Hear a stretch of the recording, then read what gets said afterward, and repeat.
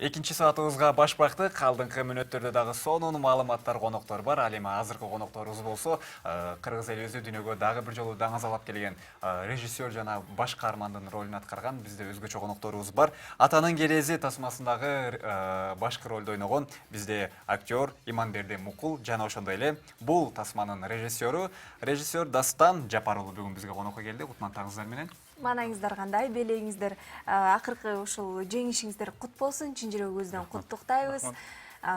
Бул сапар кандай болду, айтып берсеңиздер. Биз азыр кинобузда көп кинофестивалдарга жөнөтүп атабыз. Анан ушул февралда 2 индийский конкурска туш келип калдык. Башында февралдын 1-inde кеткен болчумун мен Бангалорго, Южный штатка, Карнатака деген. Ошол 9-жолу болуп атат фестиваль. Ошол жерден гран-при сыйлыгын алдык. Лучший фильм Азия болду. Байке болсо жакында 2-3 күн болду, эмеден келди. Бул башка Северный штаттан, Бихар деген штаттан, Патна деген шаардан дагы ошол Индиядан ошол жерден дагы алтын гран-при утуп келдик. Ал жакта канча мамлекет катышты ушул конкурска, сынакка? Бангалордо 60 мамлекет катышкан. Кино аябай эле көп келди. Конкурсный программалар деле көп болду. Өз индийский конкурсный программа, штаттардыкы. Индия элинен тасмалар да кошулду. Ооба, аяктан да келди. келди. Индус элинен Болливуд абдан күчтүү болот эмеспи? Болливуд менен мында авторский кино аябай айырмаланып турат экен. Болливудда көбүнчө коммерческий кинолор тартышат экен. Биз барган фестиваль болсо көбүнчө авторский кинолорго карайт экен да. Ушундай болду. Атаандашуулар дагы аябай күчтүү, атаандаштар дагы аябай күчтүү экен. 60 өлкө бул оңой сан эмес. Негизги башкы сиздердин жеңишиңиздерди кармап турган нерсе эмне болду экен? Негизи менимче айтканда Дастан байке менен атам Бакыт байкенин бул эмгеги, бул эң биринчиден ошол 2-3 жылдан бери ушул кино менен эле иштеп келатат. Ушуну разработка кылып келатат. Бул кинону терең түшүнгөн адамдар, анан аябай терең каскан адамдар. Ошондуктан мен кинонун жеңиши достойный болду деп ойлойм да. Сизде кандай сезимдер болду? Деги эле фильм чыккандан кийин негизи эле ушундай бийиктиктерди багындырат деген сиздин жүрөгүңүз түпкүрүндө ишеничтер болду эле? Ишеничтер болгон. Албетте ошол биз баягы негизи ошо авторский кино менен ошо эл аралык деңгээлге чыгалы деген максат менен ошону баягы экинчи планда дайыма кармап жүргөнбүз да.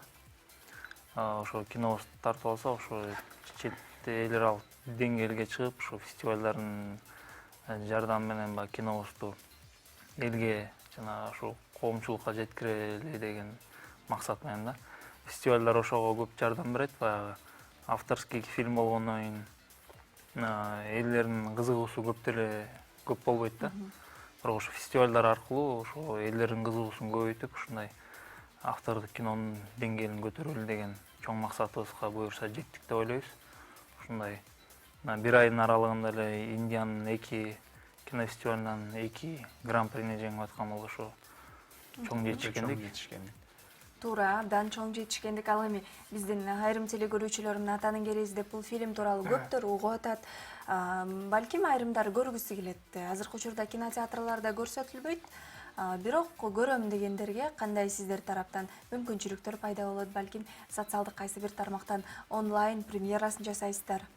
Азырынча Бишкекте 22-декабрдан 9-февралга чейин мындайча айтканда 1,5 ай прокатта болду. Келгендер келип көрүп кетишти, келбегендер көрбөй калышкан. Азыр көрөт элек деп атышат. Азыр көргөнгө мүмкүнчүлүк жок. Анткени кинотеатрдан кайра койгонго ал жакта атаандаштар көп да. Чет жактагылар көргөнгө биз ошо алар менен жазып атышат бизге. Анан биз алар менен мурун кинолорду кандай көрүп жүрсүңөр, ошондой шарттар менен коюп берели деп атабыз. Ал эми интернеттен койгонго азырынча муктаждык жок, анткени азыр 4 кинофестивалга чакырып алдык эл аралык. Анан интернетке чыгарсаң фестивалдарга кабыл албайт да киноңду. Ошондуктан биз фестивалдардын иштери менен ошолорго катышуу иш аракеттери менен жүрөбүз. Ошондуктан интернет менен эч кандай азырынча көргөзө албайбыз да. Баардык иш-чара бүткөндөн кийин гана интернет баракчасына чыгат демек, э? Демек алдыда Бирок аны дагы биздин дагы алдыда турбайбы? ооба, эми аны дагы башталышкан ошо биздин продюсерлер чечет да. Ошондуктан бул фильм ошо продюсерлердин колунда да. Сиз өзүңүз опера балет тармагында эмгектенет экенсиз. Анан кантип кино тармагынан келип калдыңыз? Негизи мен кичинекей кезимден бери балеттемин. Анан чет өлкөдө академияны бүткөн болчумун, Санкт-Петербургдан.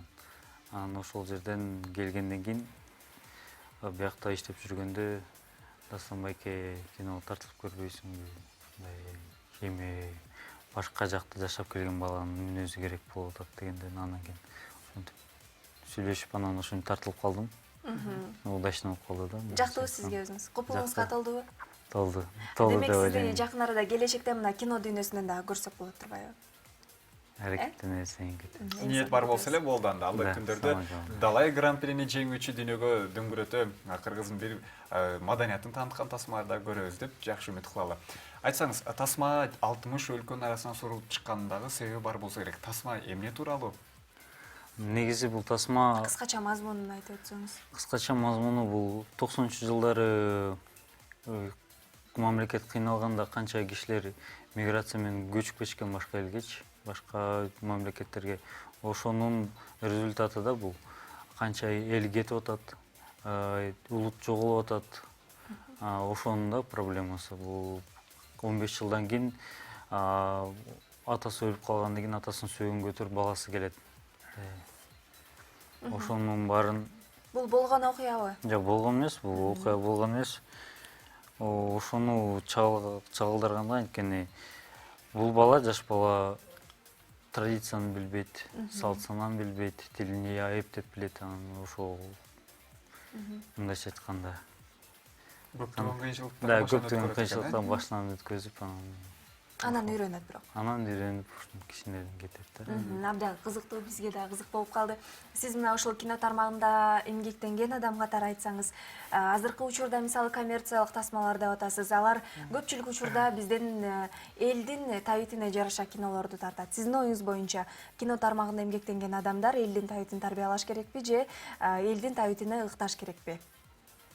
Эми менимче бул элдин табитине жараша болуп калганы бул өкүнүчтүүрөөк да бир четиненчи. Анткени эл деле ошондой бийик талаптарды койбойт, ошондой тескерисинче бул төмөнкү деңгээлдеги талаптарды койгондуктан ошондой деңгээлдеги кинолор чыгат да. Бул заман талабына ылайыктуу.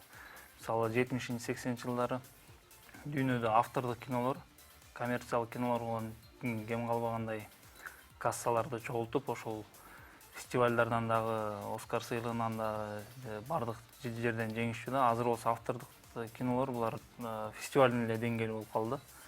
Ошондуктан бул элдин деңгээли деп ойлойм.